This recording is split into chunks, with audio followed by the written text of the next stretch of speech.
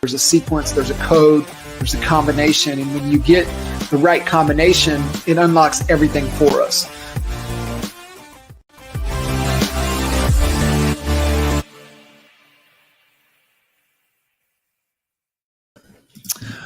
What is going on, everybody, man? Welcome to another episode of the Coach Code podcast. I'm super excited today. We have a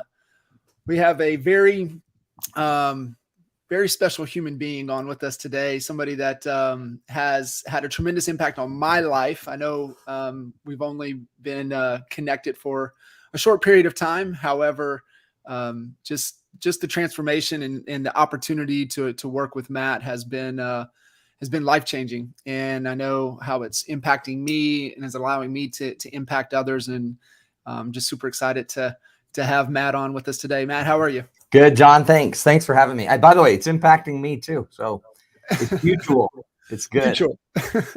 Yeah, I think you find entertainment in our conversations. Yeah, no, not entertainment.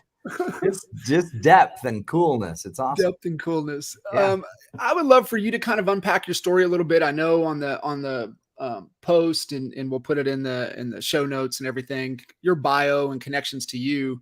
But I would love for you to just kind of unpack your story. And I'll I was introduced to you through somebody that is mutual friend. Yeah. And through conversation, he didn't even kind of recommend. He was just sharing his story and how the impact that you had on his life and on his kids' lives. And I was like, I've got to connect with this guy, and dove into as much content as I could. Found your TED Talk and got a copy of the book. And so love for you to just kind of unpack it a little bit. Well, it's funny, John, like, you never know how you get where you get. My life is, it all weirdly started. My parents divorced when I was 8, right? So as an 8-year-old, I'd listen to my parents argue in the back bedroom of our little 1,800 square foot house. And I thought, why can't they get along? Like, these are good people and I love them. And, I love both of them, so they could figure out a way to love each other. So back at a very young age, I learned that communication is not easy. And then they divorced. And so literally from about 10 to 12 years of age on, I was always watching relationships. I was just always watching my friends' parents. I was kind of that creepy kid that just stares a lot and watches. And I was just trying to figure out, what is the deal? Why couldn't my parents do it? And, it creates weird issues because then you're different than all of your friends or all the neighbors. And so what I found, though, is I always had this feeling, if I could just help people communicate, then I'd be doing my mission. I felt like I was called to do that. But when I was in college, what job is that? Right. So I thought I'm going to go pre-law. So I thought that would be a lawyer. And then I did a little law and I'm like, yeah, they don't help people talk. They help people fight. Then I did a little counseling. I thought counselors would do that. And then I learned about Freud and I thought that dude's messed up. So I didn't want to do that. Then I actually got a bachelor's in journalism in communications, basically, because I knew I could do that. I knew I was good at that. I went and I started teaching at a university. I went to grad school. And while I was there, I was teaching journalism classes. But I fell in love with this theory in interpersonal communication, which is about dialogue theory. It's conflict resolution. At the same time, I got a job with a company you may have heard of called Franklin Covey Company. And slowly kind of worked my way up through that company, traveled for about 7 years for them, was a consultant and would work with all these big companies, teaching them weirdly how to communicate, how to resolve conflict. Got to work on a lot of books with Stephen Covey and his son, Sean Covey. I helped write some of the book, The 7 Habits of Highly Effective Teens program, and worked with big companies, big Fortune 500 companies. But I always had this calling to get back to the couples. So after 7 years at Franklin Covey, I decided out of nowhere, by the way, I had the best gig ever. I was the youngest presenter there. Life was good. And I felt like I needed to leave and go start my own thing. So that was about 21 years ago. And I left built my own company, started mediating divorces because I thought that would be fun. Like, what would be more fun than helping people that don't like each other to divorce? And what I would do is, as I was divorcing them, I'd start teaching them skills to make my life easier. I'd teach them all these communication skills I had been finding and developing, and they learned to communicate. And as they were divorcing, they were the happiest couples you've ever seen. And I thought, let's not wait till people are divorcing. So after about 2 years of mediating, I started just working with couples. From that, I wrote a book, Starve Stuff, Feeding the 7 Basic Needs of Healthy Relationships. And then I've designed a dozen workshops or so. We're trying to put all of them online now. And I've built a pretty robust coaching program. And now I'm starting to coach coaches how to coach and just share the skills, basically. And from then, I've just been speaking and writing and doing events. And I love it. And it's fun because I feel like I'm in my calling. I'm where I'm supposed to be. And I've gratefully, blessedly been able to do it with my unique strengths, which is a little more humor, a little more fun. And then I eventually, just in all of this, decided to go get another master's, got a PhD in human systems and human and organizational systems. And now I just love what I do every day. Yeah. Get to meet people like you, John, and hang out with great, awesome guys. Dude, I look forward to our conversations, and they're like you said, there's the humor in there. And just your way of kind of helping unpack kind of some self-awareness. Yeah. And really, allowing me to at kind of at my own pace, self-discovery and learn things about myself. This about me. I'm just trying to be the best version I can each and every day. And, how we came together, but how, the direction of things have been, I felt like it was supposed to be. And it's been really powerful. What for you with working with Covey, what were some of the things that still carry with you to this day with that relationship? Yeah, that was really cool because he's very guru-esque, and he passed away a few years ago. What a wonderful man, and literally was everything he purported, everything he taught. He was doing everything in his life to live. One of the things that stood with me, and again, I got to sit in his office and at times and meet and do meetings. But one of the things he's legitimately real. So he doesn't pretend to be anything. I had heard story after story, like he would go to a movie theater with his kids and he would, his back would hurt. So he would just lie down on the ground in the theater and just stretch his back, and nobody, and he'd get up with popcorn stuck to his bald head. And you're just like, Stephen, come on, man. But I sat in a meeting with him once where one of my jobs early on was to help the authors at Franklin Covey write their books. So I was in charge of book development and managing the teams that developed the books. And so I got pretty good at content development. And I was in a meeting once where I thought the authors tended to be, really high level consultants that were making awesome money. And then they'd get a book deal and get $500,000 from a big book publisher. But they need to use the money to get the book out. Right. And so I'm the guy that had to run the team. So I was getting frustrated because I wasn't getting enough money to get them the team to get the books out. And we were having a big conversation about that. And I remember Stephen asking something, and one of the authors kind of started pontificating, and I just subtly rolled my eyes in that meeting. And Stephen did this thing. I call it Get Real, and it's an acronym for 4 things. He didn't call it this, but he recognized my emotion. He explored my story behind the emotion. He attended to where I was really starved, and then he lifted the conversation. So he recognized my emotion by saying, Matt, you seem to have something on your mind. Help us understand what you're thinking. And so he got me to speak in a conversation that I wouldn't have spoken in. I mean, I wouldn't have piped up. Yeah. But by recognizing my emotion, he then got me to explore the story and share the story publicly. And as I started to share it, he attended to where I was feeling unappreciated or disrespected or discouraged.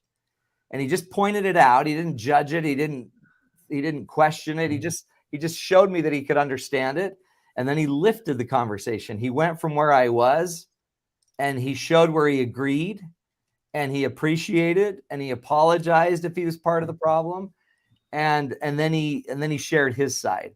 In fact, in my TED Talk, if you just Google Matt Townsend and TEDx, I do a 20-minute video or so on this get real process. Yeah. And so that's one of the best things I ever learned is I actually learned the very technical skills. I learned them in my master's programs, but the real caring, loving, get real conversations I learned by sitting with Stephen Covey and watching him do it. That's amazing. It's pretty neat. That's so neat. And attend to it, lift it. And the biggest thing is not judge it. Yeah. If you judge it, so you kind of have to care before you judge it, right? And even if you have to judge it, there's a really cool trick that you can always, as I believe most of the time in any discussion or argument or debate, 80% of what you're talking about, you really agree, you agree on. And if you slow down a conversation enough, you'll be able to find the agreement. The agreement's there. I mean, even on the biggest divisive issues, pro-life, pro-choice, if you start to dissect that issue, most of us agree that you should have choice, all right? And most of us agree you should favor life, right? Like if you get into it deeply, it's just a few parts of it, maybe 20% where we don't agree. And that's where we spend 100% of our time fighting. And so I use the word "and" a lot. So yeah, I may not, I appreciate what you're saying. I acknowledge what you're saying. I apologize if I was part of that. And then you use the "and" to segue into any, opposite or conflicted part of what you need to talk about. And means we keep the whole mind open. And usually we throw a word out there like "but," and then "but" shuts down the conversation. So if you use "and," then I can love my children with all of my heart and they can suck the life out of me. Those two things can go together. And I don't want to get rid of them. And I thought about it. And when they're gone, I miss them. And then when they're with me, I kind of need them to leave. So if you use "and," you can do that forever and ever. And it allows our minds to kind of float in paradox a little bit instead of getting really rigid in a binary either or argument. In that situation there where, Covey did what you kind of later, put as get real. Yeah. And I know you've worked with some of, going in and teaching communication. Like, where do most people struggle with their communication? Where do they struggle in being able to not even understand this? Is that really what it is? They don't know or they don't care? I think it's that. I think it's people are smart, right? And what we all are, we are also very habitualized. So a lot of what we do is just pure habit. So most of us, when we're actually talking, we're not listening. We're just reacting with our typical script. And so one of the hardest things I think people have the struggle with is that they actually, they don't know how to sit in the space and suspend. They feel like there's a compelling need to have to take your idea and sink it. So in dialogue theory, which is, if you've read any books like Difficult Conversations, Crucial Conversations, these are all books that come from one theory called dialogue theory. And dialogue theory came from a physicist, by the way, that replaced Albert Einstein in his chair in academia. And this David Bohm basically just teaches that dialogue is like a pool. And what we want to do is just let all these leaves of information float in and just let the leaves or your content just land in the pool. And when you let it land in the pool, the leaves are either going to float because they're coherent or they're going to sink because they're not. The ideas in our conversations in and of themselves have their own life and their own ability to live. But what we do as communicators is we feel a need that the minute an idea lands in the pool, if we don't like it, we try to drown it and sink it.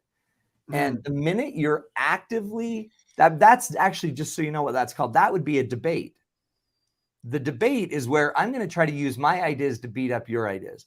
But a dialogue is where I'm going to allow a free flow of information and logic. But in order to do that, you have to suspend. And you have to, in fact, I don't know if you know this, John, there's a really very basic concept in communication. It comes from a guy named Otto Scharmer, who uses a U-shape model to explain what communication is. Almost always in communication, we start really polite. We're really nice. And then it kind of regresses from politeness and it goes down into kind of the conflict. Now we're in the fight and we're not so polite. And this is where it starts to get super ugly. A healthy conversation would have the ability to get to that place and then lift it. And I'll show you how we could lift it. If you start to recognize the fight is starting and the politeness is gone, and now we're just going back and forth in a debate, if you don't catch it right then in the moment, and I call it start to presence, get presencing, and notice you're reacting. If you don't catch it and you just go with the reaction, then you're just going to lower the conversation. So negative conversations tend to have a history of like a slippery slope that just keep going down. Yes. Healthy conversations always have the power to create that smile again, that you. And the way you do it is you have to catch yourself in the moment and start to get present, mindful that you're reacting. Now you're reacting to what they're saying. And it's a really wild thing, John, because if I know I can get you to react to what I'm saying, then I own you. Right. There is nothing easier than discussing something with somebody that's really reactive, because you are really the one in control. If I can get present, and then once I'm present, here's the simple key: get out of yourself and start to inquire into their position. The big lift is the minute I don't react anymore and I take one more step in. I don't fight you and I don't flight from you. I just inquire. And the minute I inquire and go deeper, then I can start to learn your story. And my goal is to learn your story, if I can, better than you do, and be able to reflect it back to you clearer than you can, and just show you I'm with you, and then even show you where I felt similarly. I felt that exact same thing. And by the way, that's how we end up growing trust. So in any conversation where it goes sideways, there's 3 signs it's going to go sideways. And if we as humans can't get in presencing and get present and stop this, I call them the vital signs, we're going to lose the patient. And those signs are 3 things. Negative emotion. Anytime you see negative emotion going up, so that's where you're in the fighting side. Got it. You got to get negative emotion, pay attention to it. You got to get understanding. Almost invariably, when emotion goes up, understanding goes down every time. Understanding, the quote is, hijacks meaning. Or no, anxiety or negative emotion hijacks meaning every time. So if somebody's too negatively charged, the understanding and meaning are going to drop. So I look for negative emotion going up, I look for understanding dropping, and I look for trust dropping. Whenever I see negative up and understanding and trust down, I call it nuts because it spells nuts. I have to use acronyms because it's how I can remember it. It is nuts. It is nuts. But when I see it going nuts, negative emotion, understanding, and trust, then I know I now need to presence. How? And I always stop. And what I do is I know my history. Okay. So this is the mindfulness stuff we have to work through, maybe offline, not in the middle of a fight. But I need to know, for example, when my parents divorced when I was 8, I know that I didn't feel as safe. And I know I didn't feel as respected because in my community, it's a Christian community, and they, divorce isn't Christian, right? Like everybody, it's not right. But the reality is it's life, right? So, right. But I felt disrespected. I felt discouraged. I wondered if anyone was dedicated to me. So those are some of what I call my starved needs. And I know that when I got starved as a kid, I learned that I needed to please people more. So I had to actively try to please. And so when I know what triggers me in a fight is if someone's disrespecting me or not, or pulling away from me. And the minute I see that, I get in a fighting mode. Now, I've worked years trying to understand it and stop it. So when I'm starting to have a conversation with somebody and they're pushing on those buttons of disrespect, or that they're not dedicated, or that they don't appreciate me, the minute I feel that, I stop and I notice it. Okay, it's happening. I'm starting to get hijacked. This is emotional intelligence 101, right? I'm recognizing my emotion and I'm lowering it. And the way I lower it is I always stop, pause. I try to sit up straight. I try to take a big, deep breath. And then a lot of times I just try to lean back. And leaning back is a really interesting symbol, right? In the conversation, I'm going to lean back. But part of that, it comes from a kind of a Buddhist concept that you lean out of your mind and get back into your consciousness, your real self. And so when I do that, and then all I know I need to do is inquire. And the minute I start, so what I try to do is reflect what they're saying. And by reflecting back what I hear them saying, I can no longer be in my fight or flight brain. You can't reflect another human being's content and emotion and understanding if you're in your low fight or flight brain. Right. Instead, you fight them, right? Yeah. So it's super cool. So that's how I do it. And then once I start listening to them, it's super powerful too, because the more you listen, the more you actually see, oh, they don't believe in this. They really are just afraid of that. And you can start to hear and really attend to what I call their starved stuff. So for me, starved is 7 needs that need to be met. I need to make sure people feel safe with me, trusted, appreciated, respected, validated, encouraged, and that they know I'm dedicated. Every fight anyone out there has, okay, imagine just as a real estate agent, you walk in the house and the house is $400,000 more than the guy wanted to pay, but his wife found the house and she loves it. And she already knows where the baby room's going to be. And the yard's going to fit the dog perfectly. So it's already pretty much sold, except the guy's kind of peeved about the price and he's hung up on the price. So I call that price the smoke. That's not the real issue. If we listen to it and we listen to him. So it sounds like, Jim, you're really upset about the price. Talk to me more about the price. The more he explains, well, it's just stupid. I told you guys, this is my budget. And now we're $400,000 over. This is crazy. Like I can just go qualify for 400 grand more. And now she's in love with it. So now she's going to be mad at me. So now what you're starting to hear is he's not feeling safe. He's feeling kind of disrespected because I've made him look bad in front of his girl. He feels discouraged. He wonders if she'll respect him, if I'll respect him. He feels probably discouraged because he's not sure he can get the loan. And he loves it. So he's kind of in this weird conundrum, right? So he's starved. And the more I listen, I can realize, oh, okay, so you love the house, it sounds like, Jim. You're just worried. You just feel disrespected because we threw this higher price at you. And I probably should have done a better job of letting you know that it was up there. And then he let him respond to that. Well, yeah, I mean, no, I know how houses go and I know how this works. It's just, I'm just mad. I'm just mad that it's out of my ballpark.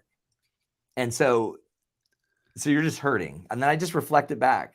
You're hurting because you love it, you want it, and it's just now, can you finance it? And you don't think you can finance it. Help me understand what you've gone through for financing already. Maybe there's some ways I can help you. Maybe there's some things I can do. Maybe I could. So once you know what the deeper issue is it's his own safety to get the house. It's not the house, and it's not you, and it's not whatever. So that's getting real with him. And the minute you do that and you let him talk because you're inquiring, 3 things will happen. His negative emotion will start to go down because people can't maintain negative emotion if they're venting it and you're understanding them. And as they're venting, you're going to increase understanding. So you'll lower the negative emotion and you'll increase the understanding. And then if you can hold the space for him, that's trust will be built. So you literally reverse the vitals of them. That's pretty powerful. That is really powerful. When you can change a person's emotions and weirdly increase more understanding about them and build trust, that's what I call getting real. That is, and what that is nothing more than holding back your own emotions, suspending it, just neutral, put it in neutral, and then be open to what they say and inquire and listen, attend to where they're really starving. And then once I hear where they're really starving, lift it, show them where you agree. I agree. This is an awesome house. And you know what? I felt the same way you did. Last year I bought a house and I did the same thing to myself. And it is frustrating. And what's weird is I was able to figure out some tricks on financing. And maybe could I just introduce you to my one friend that helped me get into a house better than I could have myself. So it works. And it's, again, even if it doesn't work perfectly, you're still better off recognizing an emotion than reacting to it. You're better off exploring their story than jumping into yours. You're better off attending to where they're really hurting instead of chasing the smoke. You're better off lifting a conversation long-term than always lowering it. I love it. How do you, we can go a couple different ways here. One, how do you work on getting our own emotions into neutral? Yeah. In fact, right now I'm designing a leadership program called the Emotionally Intelligent Leader for the Air Force. And it's an awesome program. But basically, if you need a skill set to manage emotion, one of the areas I would go, well, there's 2 or 3 areas I'd go to. One would be any content on mindfulness. And 2 would be any content on emotional intelligence. Emotional intelligence is all about 5 things, basically. Recognizing your own emotion. You can't manage an emotion you don't understand, period. So what we tend to do is we just think that our emotions are us. I just run hot-blooded. Well, you don't, because there's sometimes you can control it, right? And some people can't, right? But we all know that there's just certain things you don't say to cops.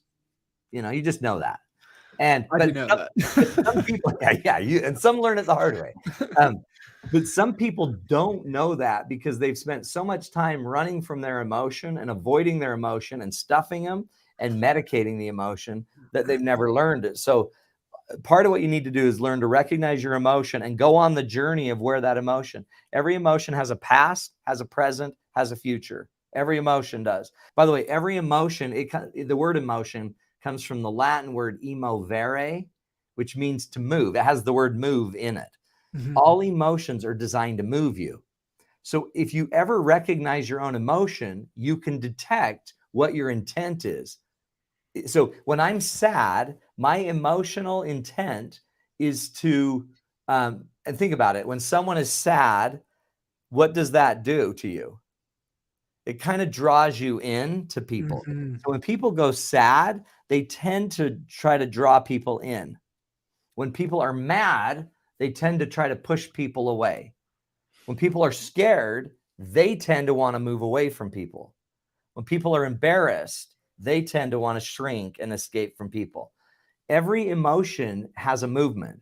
And so when you start to look at your emotion, you start to realize, okay, right now, my wife said this. I now am feeling angry and I'm starting to get angry. So if I'm feeling angry, I'm trying to probably now push her away. And that's why a lot of people escalate the fight right before they want to withdraw. So they really don't want to fight, but they have to blow it up in order to withdraw. So I try to recognize my emotion, notice what it is, see what movement it's trying to create in me. If I can, I love to identify the root of that emotion, meaning where did I learn that emotional script? Where did I learn that when I'm sad, I go quiet, I shrink, and I escape? If that's my pattern, what's my earliest memory of feeling sad, going quiet, shrinking, and hiding? And then it could be like I could track it back to my parents' divorce. And if I track it back to my parents' divorce, then I know I built a script back when I was 10 years old By the way, that has nothing to do with me being 52. So why am I still running that script? And it's simply because I'm not mindful. But now I recognize my emotion. So by the way, John, we don't have to do this in the moment even. If you just blew it and let's just say hypothetically, John, you were out to dinner with your family last night and you got in a fight and it went sideways. Let's just say hypothetically that happened. Okay. And now we're here today. All you have to do is go back, rethink through the fight, what was said where, instead of just justifying it logically because she's such a witch. My wife is so mean to me. Don't just go there and justify it. Recognize what you felt. Recognize what the emotion was trying to get you to do. Recognize where you first learned that emotion. And then what you could do is right now as an adult think, okay, so if I wasn't hijacked by my 10-year-old emotions, what would I do as a 52-year-old if I saw that happening again today? And then figure out what your new script could be. And then if you want to really complete the circle, go back, talk to your partner, say, hey, I want to apologize about the fight, but don't just apologize. Teach them what you learned. What I'm learning about myself is that I have a pretty knee-jerk reaction when my respect is questioned, when my lovability is questioned. And so I want to apologize because that's what set me off. And that's right then is when I said that really rude line to you. And what I would rather say, if I could redo it right now, is, okay, the way you just framed that made my 8-year-old go off. And so can we slow down? And I want to stay with you and hear what you're saying. Can we just say it in a safer way for me? And let me say things in a safer way for you. And we just try to readjust it as an adult. And by the way, even it's kind of like practicing golf in your mind. It's pretty effective. It's still good practice. Yeah. You could be on the court or the course. It's awesome. But thinking it through helps. And then having a bunch of other tools you can do. I know breathing helps me. I know breathing calms me. So I do a lot of breathing. I know I can reframe stuff. I know that I can change my scripts by adulting up on them and making them into something new. So there's some tools there, but I'd study mindfulness and I'd really study emotional intelligence.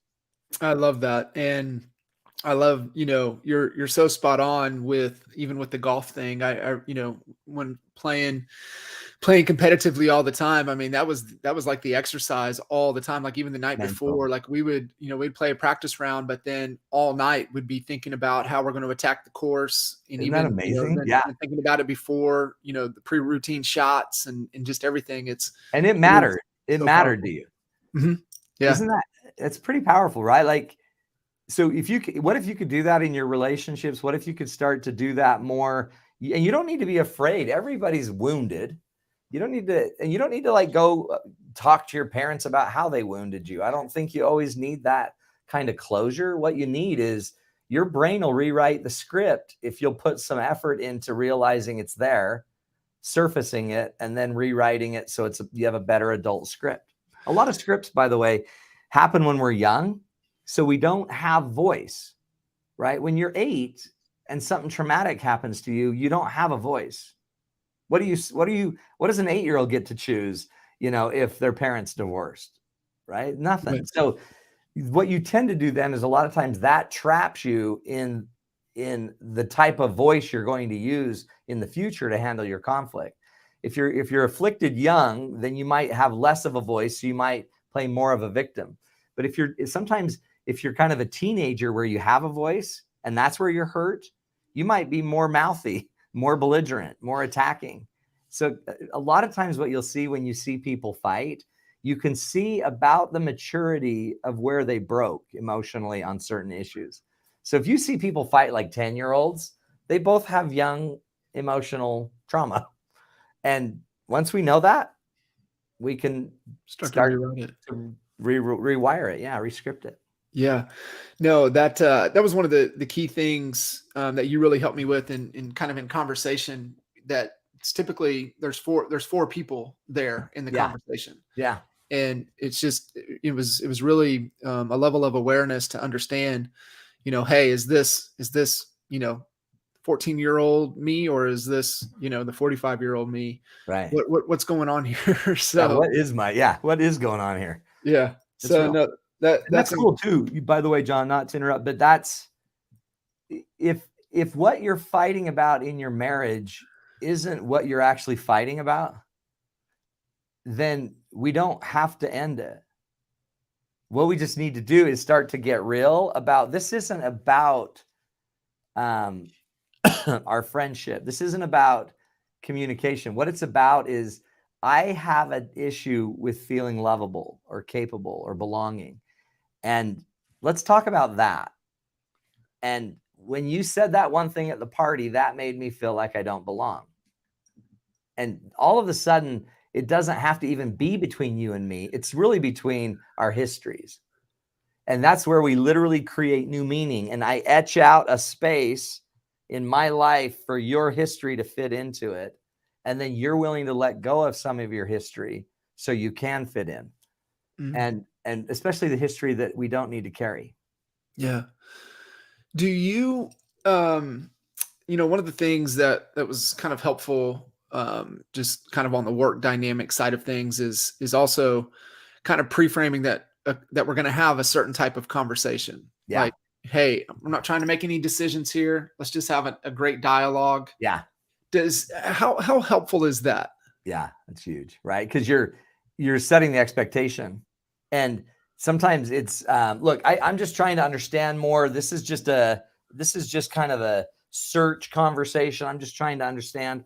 Another one is because a lot of us have a history of we think we need to fix something. So the minute our partner starts talking to us, we immediately think it needs to be fixed.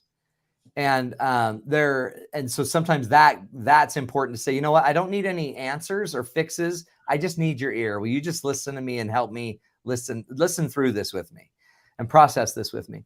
There is another really cool thing that I've learned, that there's certain roles that we all play in the conversation.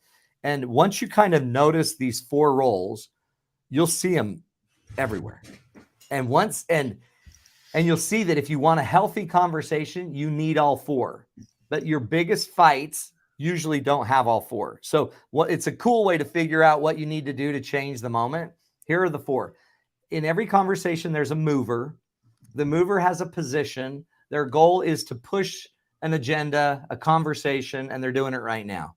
Okay? There's always movers. And in any fight, in any argument, in any discussion, there's a mover, right? There's the one that's going to have the agenda. There's also what we call a follower. The follower is the one that just takes the mover's agenda and just agrees with it and yeses it and goes with it. We need to have followers in our conversations, and we need to have movers. Movers get it started. But if all we ever have is a mover and a follower, then we always just do what the mover wants, right? So those are only 2 roles, but they're important roles. The goal of the follower is to create kind of a unity, a togetherness, right? So it's a great role. The third role is what they call the opposer. And the opposer is somebody that usually has another idea and they don't really want to follow the mover. So they oppose the mover. And what they're really trying to do, they're not trying to be a jerk. They're really just trying to show integrity to their own brain and to their own experience. So I've got other ideas. So the mover moves, the follower starts to follow. That might be one person in the family starts going, yeah, let's go play tennis. You're on a family trip. Let's go. I want to play tennis right now. It's perfect daytime. And then the follower follows. But you're thinking, well, I've got 3 kids, so I can't leave them to go play tennis right now. But I just oppose it. Why don't we wait to play tennis till a little bit later, and let's instead feed the kids? And so now I'm opposing. And a lot of times that's where you'll see the fight go sideways and everyone starts to get in the battle because the mover and the opposer go head to head. But if I had just followed, there wouldn't have been a fight. Right. But it wouldn't have worked with my world. There's a 4th role that is so powerful that anyone can play at any time. And I could play it instead of just opposing. I could also be what's called the bystander. And the bystander is somebody that just offers new information. Hey, interesting idea about going to play tennis. We probably also ought to watch out for the people with kids, because they might want to go, but they can't go because they have kids and the kids are asleep and we have to feed them and the kids will be up any minute. And so we probably ought to make sure that those that want to go can go and the kids can still be taken care of. So if all of a sudden you don't have to, if you recognize you have a role, or if you're sitting in a meeting or a family event or whatever, and you notice that there's a mover and a poser going off, and there's other people that would never say anything, they're just going to follow, then take the role of the bystander, bring in new information that can bridge the gap, and then say, hey, I would be way excited to go play tennis. And I really just feel like we need to let the kids get up. And so notice that's kind of a follow and a bystander. If we could just let the kids get up and get them some food, that's actually a follow, a bystander, and an oppose. Yeah. So the more you start to mix your roles and start noticing it, like we've all been at a group party where there's one strong mover and a bunch of weak followers, and then you end up either having to follow or oppose, and you hate being the opposer on everything. Yeah. So if you follow, you're going to do it begrudgingly. So you got to have enough guts to just bystand and just share other information. And once you start to see the 4 roles going in any healthy conversation you've ever had, you'll see all of those 4 roles were played. And by the way, if all you ever notice is you have followers, then you're getting about half the story. Yeah. So you want to look for opposers. And in fact, that's what Stephen Covey was doing in that room with me. When he saw me roll my eyes, he saw a quiet opposition. And then by recognizing it, he invited me to get it out. Yeah, explored the story. Yeah. That's cool. And that is so cool. That's communication theory 101. That's what you learn in a master's program, basically. And it's David Cantor's the guru on that. But once you see it, you start to notice there's a dynamic to conversation, and you can stir the pot anytime. Yeah. You know what I mean? And if all you ever see are movers and opposers, then what you need to see more of are followers, which means there's times to just shut your mouth and follow. We don't have to fight everything, like everything. Follow. Yeah. And then there's other times that you need to bystand, but the bystander has to bring in new value add data. And once you do that, then it becomes a really cool, team. Yeah, it is. That's definitely fascinating. And just thinking through, just scenarios and things that I've been a part of, and meetings and things that have gone a little sideways. And it's like, okay, I see all the players here. Yeah. Isn't it funny? And by the way, some of your biggest deals that you're losing might be because you're the mover trying to get the deal done, but there's an opposer that has to pay the bill. Yeah. And if you don't introduce a follower, so what you could do to change the dynamic immediately is follow their lead. Like, they want to see a cheaper house. All right, let's go check out a cheaper house. Yeah. And then go show them the nastiest, cheapest house on earth. And then when they go there, they'll see it. And you know what I mean? Or be a bystander and be like, hey, Jim, I noticed that we've gone through 4 houses today.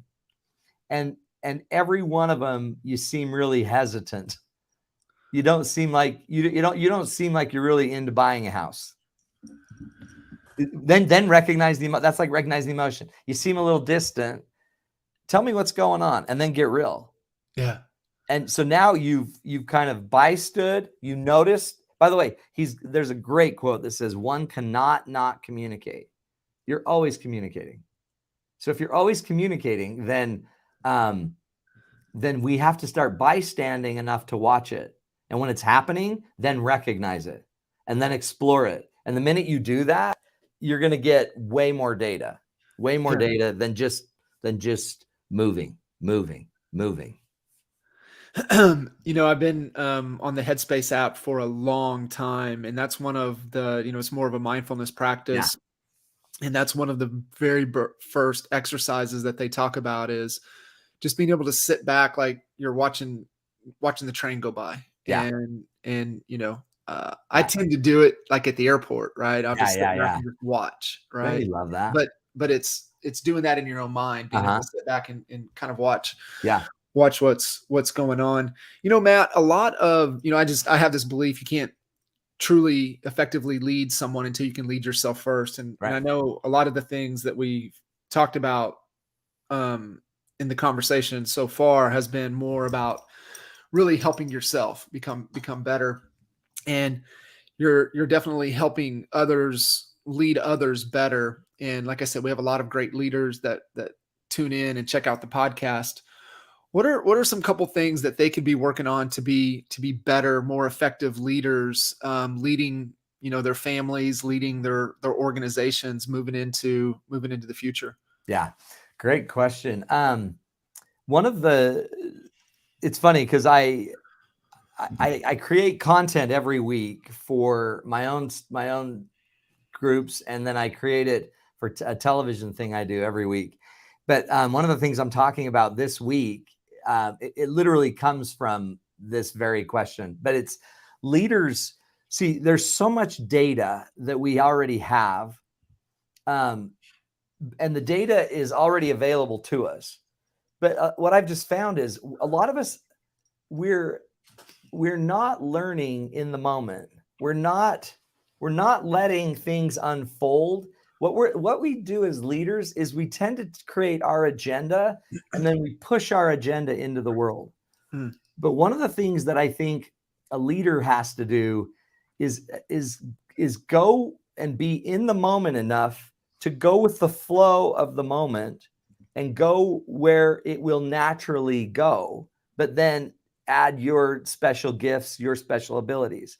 And there's a great tool that I love. I'm a big positive psychologist kind of guy and have studied a ton of it. But if you go to a website called AuthenticHappiness.org, there's an assessment you can take called the VIA Character Strengths Assessment. Now, this isn't a personality test. This isn't a leadership test. What the principle is simply is that everyone is born with strength. They're already born with virtues intact that are pretty phenomenal. And Marty Seligman, who's the great author and researcher on happiness, he basically is one of the creators of this instrument. And what he did is he took all of the character strengths that everyone has talked about for millennia, these virtues that we're all born with, and he went in and academically validated as an independent variable each of the 24 strengths, and has proven that each of these 24 strengths build happiness, create healthier, more successful people. But most of us don't even know what our strengths are. We kind of know what our personality traits are. We might know what our Myers-Briggs is. We might know our Enneagram. None of these are actually necessarily rooted in character strengths. They're all rooted in personality traits, strengths, different things. The character strength is different though. So one of the number one things I would do as a leader to be able to manage the flow of stuff in real time is I'd learn your strengths. My number one strength, John, and by the way, I knew it when I was 10, is social intelligence. I just read people really well. My second strength is spirituality. I have a connection to a higher power and purpose, and it's a big part of my life. My third strength, by the way, that's not religiosity. It's not just religious. I'm spiritual. I can feel power and more power, and that helps with mindfulness. My third strength is perspective and wisdom. My fourth strength is creativity. I never do anything the same way twice. I should. It'd be easier, but I can't. My fifth strength is love of learning. And my sixth strength is fun, playfulness, and humor. So I know what my six strengths are. Now, here's the coolest thing. The research shows when you live from your strength and you spend 10 plus hours a week in your strengths, you are happiest. You're in the top 95 or the top 5 percentile of happy people when you use your strengths 10 plus hours a week, but very few people do. And so number one leadership skill I would do is I'd learn my strengths. When I walk into a room, no matter what's going on, I know what my strengths are. And I know what so by the way, my lowest strength, my 24th strength is self-regulation. So keeping time, staying on time, hard for me, way hard for me. So I have to have people around me knocking on the doors and telling me where to go. But I don't, if I move my 24th strength up, it won't make me better and it won't make me happier. But when I master my top 6 strengths or my top 10, no one can compete with you. Oh, that's powerful. You know what I mean? And what you've done is you've put your fingerprint on it because those are your gifts. So any leader on earth, if you want to be able to handle the crazy chaos flow of life, you've got to know your strengths. That's your universal track for you. I love that. I think that is the perfect way to wrap up this incredible conversation. I knew it was going to be powerful for me, and I know it's going to be definitely powerful that everybody is able to tune in and listen to this. And Matt, I can't thank you enough. I know they can just Google you. You pop up everywhere. Dr. Matt Townsend. Definitely, guys, connect, plug into Matt's stuff. It's so powerful. Like I said, it's been an honor to be able to work with you, and I know we're going to continue to keep working for a lot more into the future. So awesome. Thanks, Matt, thank you again, bud. You're the best, man. Thank you. All right. See you.